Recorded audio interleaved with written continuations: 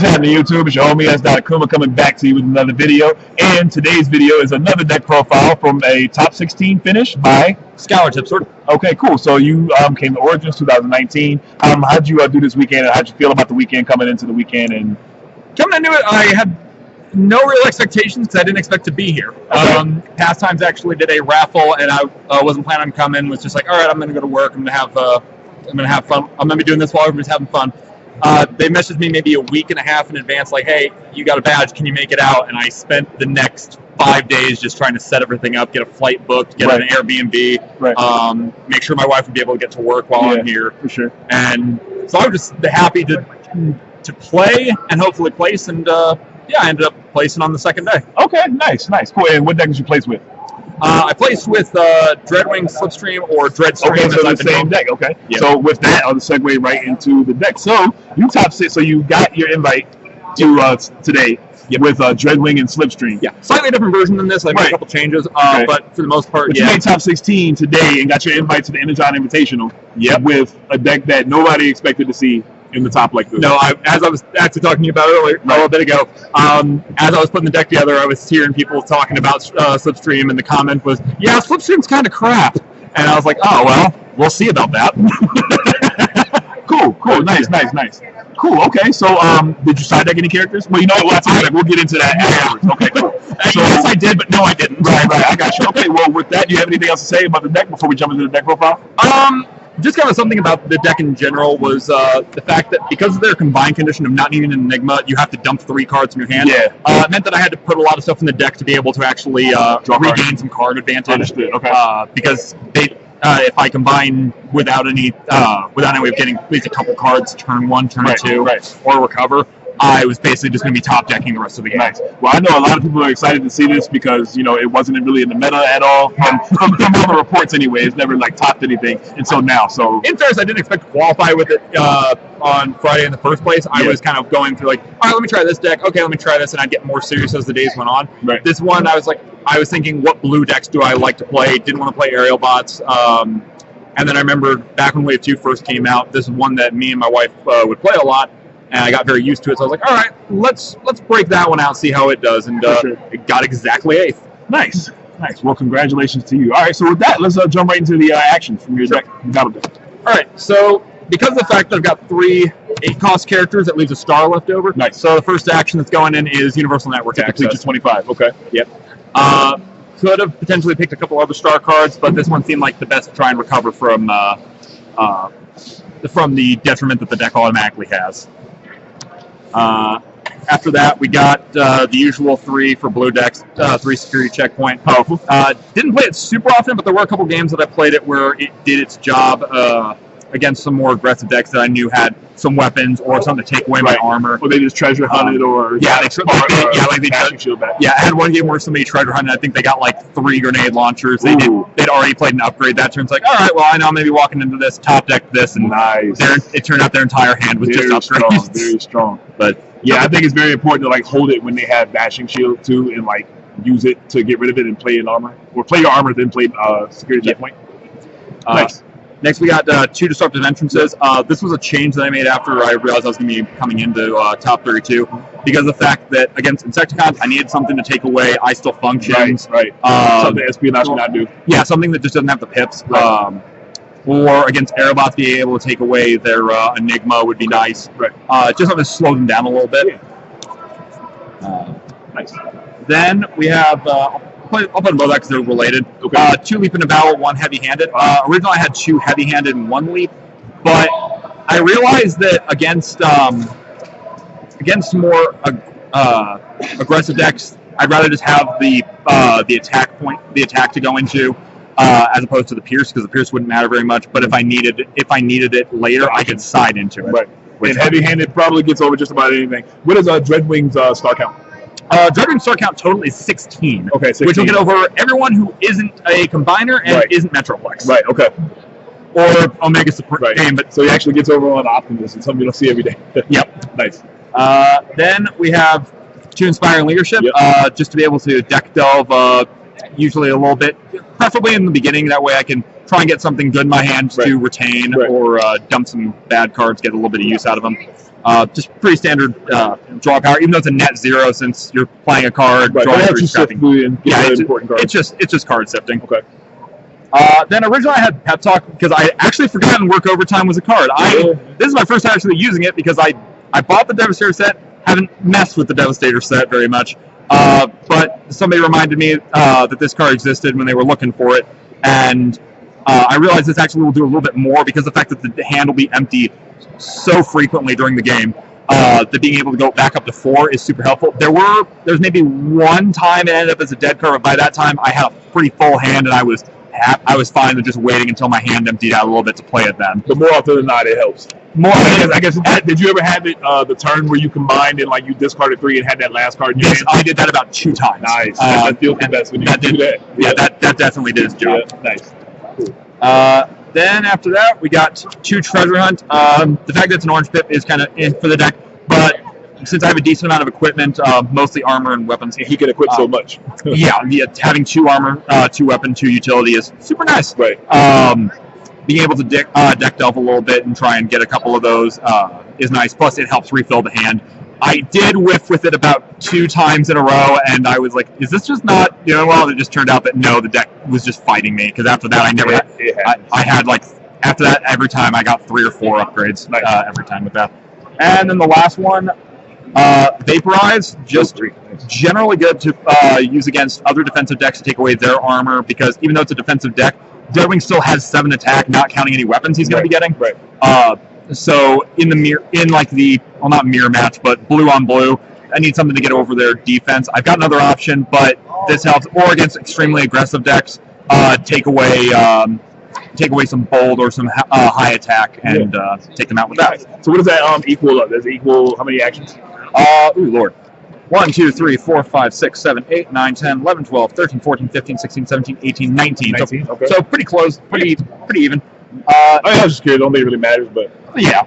as our last deck profile showed us, less actions was all right. Yep. All right. Then pretty standard again for blue decks. Yeah. Handheld blaster. Funny enough, I actually did end up playing this at one point because somebody focused almost entirely on Dreadwing with the Slipstream Right. alive, and there was a turn where she had no damage on her, so her ability wasn't going to do anything. And I knew that I had at least one Orange. an orange. It was either an orange or white or green. I can't remember. And yeah, I was pretty close to being the deck empty, so I put that on there and ended up going in for 7 attack and killing one of the characters. And that definitely I wouldn't normally do that, but it was in a weird situation where it actually came into play. Then 3 Energon Axe. It's debatably one of the best weapons, especially because of the most powerful blue weapon. That's having the Pierce to get over blue decks is super nice. Right. The 10 attack Pierce 2 is ridiculous. Yeah. Well, the Pierce 2 doesn't really matter at that point, probably, but a couple times it actually did. It was like there were a few times where that's the only reason I got damage in. But also the fact that you can only put it on characters who are damaged is kind of because there were times where I wanted to put on Slipstream and Slipstream had no damage or anything like that. Yeah. So for those instances, we actually do have the alternative, which was Scoundrel's Blaster. The entire deck is Decepticon, so you're going to be able to put on there. It's 1 worse than Energon Axe because instead of a +2, it's a +3. The Pierce only applied on Autobots, but that was the decks I was most worried about. Would be like Aerial Bots or 3-Wide Prime, so being able to get a little bit of Pierce on them would be nice. Yeah, for sure. Initially, I had something in the So you have that and like an Energon Axe. That's what 12 Pierce 5. So you're definitely swinging one Autobot anyway. Pierce 4. Pierce 4. My Pierce bad. 2, Sorry, Pierce 4. Yeah, yep. so pretty strong. Definitely. Had me double looking. That's all I have for weapons. Okay. Originally, I had a piercing blaster. Took that out. I realized that most of the time those will do just fine. Yeah. Then for armor, we got 2 force field. Pretty standard. Generally didn't need it that often because most of the time they weren't getting a whole lot of damage through, and their armor I prefer. But it's in there. It's a white pip that helps, and secondly, if I'm not getting those and I'm drawing into this, that's perfectly fine. I'm happy to equip it and guarantee the 4 damage, which a few times kept Slipstream alive since she, a couple matches, they started prioritizing her, so I had to save her a little bit.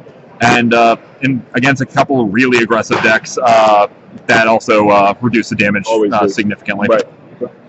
Then, for the more commonly played ones, we got 3 sparring gear, and because it's basically the exact same card, 3 reinforced plating. sparring gear, even though, again, with the orange, I'd prefer it to be blue, but is what it is. Right. Though the orange actually did help trigger Slipstream the few times that needed. And the green pip just meant it was easy to recover, even if they got rid of it. And the reinforced plating meant that I had a good chance of drawing into one of them or both. And being able to double, was it tough 4 on Dreadwing or tough 2 on Slipstream, which always... Slipstream has a healthy amount of health. Well, and it also helps that she's healing. She's healing both of them, so her ability effectively reads +1 attack, +1 pierce, +1 heal. Right. But it also gets around the take damage ability of like Motormaster. Nice. I got Bashing Shield again for defensive decks. Against aggressive decks, I obviously sided that out. Didn't need it. Other armor was better. Right. But I kept it in the main deck, honestly, just because I realized I would rather have it in there to start with than not. I kind of debated. I'm still not sure if I should have kept this in the sideboard or not, but it ended up main decked anyway. Nice. And then the last one is Security Console, again for some more draw power, because whenever you put it on there, you get to draw 1, plan 1. Pretty frequently, I would just end up drawing 1 unless I had a double blue in my hand, then I would plan it on defense. But otherwise, actually I ended up at a point where I had 2 Security Consoles on Dreadwing as the only character left, so every turn they attacked, I was just, I've got tough 4, so draw 2, and just flip 6 cards. Wow. Yep. So that went well. Very strong. So that's 40 cards? That is 40 cards. Okay. And then we got some sideboard options. Yes, sir. We got Bombing Run for doing a bit of damage and also some heal, since I get to heal both the characters. Since by also, Dreadwing's still considered a plane. He's not like, okay, nice. Yep. Nice. His top part. Yep. Yeah. Okay. He's a plane and Dreadwing. Nice. But this effectively was most of the time better than Plasma Burst because of the fact that I also got to heal them. Right. And there was actually a point where I was facing a Metroplex who procced turn 1 on me. Right. So all of my characters had damage, so this became a better lightning bolt. Okay. And then the fact that it's blue, so like Plasma Burst has no icon, that does. So it helps on defense. For sure. Yep. Nice. Okay. Then from there, we have, as I just mentioned, 2 Plasma Bursts. Yeah, because there were a few times where it would do its job better than Bombing Run, especially if they had already killed the character. That would be a good saving me solution. Another heavy-handed, so that if I was facing another very defensive deck, I could swap out one of the Leap into Battles for this. Because even though Leap into Battle gives the better attack, and usually the +3 is better than the +2, and the Pierce didn't matter because I had enough Pierce in the deck as it was. Right.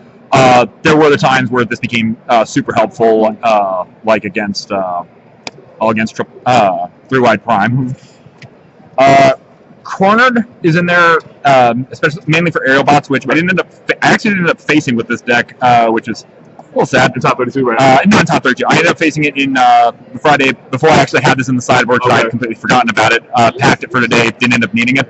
But against aerial bots or any other teams that were trying to combine or were trying to stay on one side, this helps get them out of there. Nice. Like I could have theoretically used this on a scrap if I faced it to flip it back over. So to prevent. They can't tap down the Dreadwing. Yep. And then 3 Photon Bomb. I was borrowing one because I couldn't find it in my binder. Just to be able to put the 2 damage on every character against really wide teams, again like aerial bots or other combiner teams. And the fact that putting 2 damage on them is not bad, especially if like Slipstream has no damage. Right. You're dealing damage to her, sure, but you're also loading the gun because you're giving her damage to throw. Right. And then for the kind of comedic choice for sideboard, I put Thrust in there just because I had a slot and I was trying to think of anyone who might be worth putting in. So you never used it? No, not once. It was just because I had the option. Your opponent too. They see it. Like, ooh. Like, what does he have in the deck? And the answer is nothing. I could have theoretically put Omega Supreme and it wouldn't have mattered. Yeah, true story. Cool, man. Hey, well, I appreciate you being here with me and doing this deck profile with me. And you are the first person that has had success with Dreadwing, so much props to you. And I think, how do you feel? I'm pretty happy with it. Yeah. It was a deck I didn't think would do super well, and it did its job really well. Yeah. Okay, good. Good, man. Well, with that, let me give you this pound. And thanks for being here on my channel with me. What's your name again? Skyler. Everybody remembers? Okay. Yeah. All right, guys. This is S. Akuma heading out. Peace.